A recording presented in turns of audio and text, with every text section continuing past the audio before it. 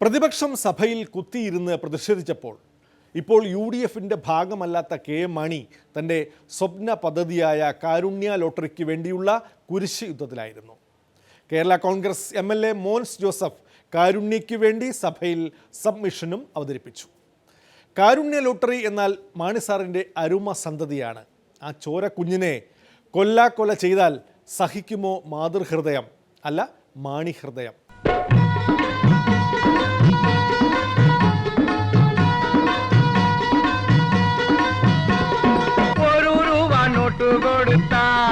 കൊടുത്താൽ 1 ലക്ഷം കൂടെ പോരും.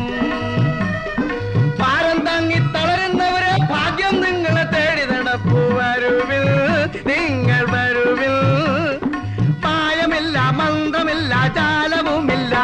ഇവിടെ ഈ നിലയ്ക്ക് പാവപ്പെട്ടവരായ ഒരാൾക്ക് വലിയ രാഷ്ട്രീയമായിരുന്നു കാരുണ്യ പദ്ധതി. ആ പദ്ധതി കൊല ചെയ്ത ഇടതുപക്ഷ സർക്കാരിന്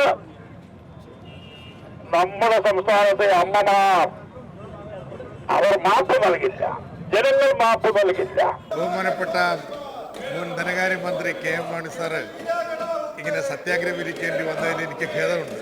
നാളെയാണ് ഐശ്വര്യ സമൃദ്ധിയുമായി നാളെയാണ്. ഇന്ന് കാരുണ്യ പദ്ധതി മാത്രമല്ല, സർക്കാരിന്റെ മറ്റ് ആരോഗ്യ സഹായ പദ്ധതികൾക്കൊന്നും മുമ്പുണ്ടായിരുന്ന അവസ്ഥയിൽ നിന്ന് ഒരു മാറ്റവും വരുത്താൻ ഇപ്പോൾ ഉദ്ദേശിക്കുന്നില്ല. തന്റെ നൊന്ത് പെറ്റ ചോര കുഞ്ഞിനെ തന്റെ മുമ്പിൽ വെച്ച് കൊല ചെയ്യുന്ന ഒരു അമ്മയ്ക്കുണ്ടാകുന്ന വേദന മനോവേദന പോലെയാണ് എന്നെ സംബന്ധിച്ചിടത്തോളം ഉള്ളത്.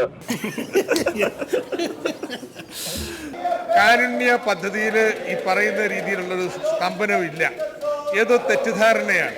ഞാൻ ഡോക്ടർ തോമസ് ഐസക്കിനോട് പറയുന്നത്, നിങ്ങൾ ഈ പാപക്കറ നിങ്ങളുടെ ശരീരത്തിൽ നിന്നും എത്ര സോപ്പിട്ട് തേച്ച് കുളിച്ചാലും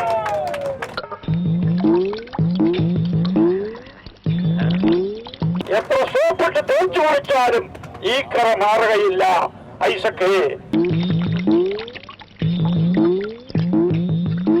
ഇത് വലിയൊരു തെറ്റാണ് നിങ്ങൾ ചെയ്തിരിക്കുന്നത്.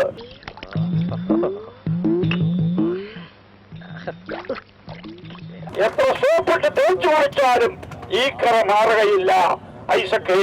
UDF വിട്ട് പുറത്തു നിൽക്കുന്ന കരുണാമയനായ KM മാണിയോട് അല്പമെങ്കിലും കരുണയുണ്ടെങ്കിൽ തോമസ് ഐസക് മാണി സാറിനെ വയസ്സുകാലത്ത് ഇങ്ങനെ ഉപവാസം ഇരുത്തരുത്. കാരുണ്യ ലോട്ടറിയുടെ സ്മരണയെങ്കിലും അവശേഷിപ്പിക്കണം. വക്രദൃഷ്ടി സമാപിക്കുന്നു. വീണ്ടും നാളെ ഇതേ സമയം. നന്ദി, നമസ്കാരം.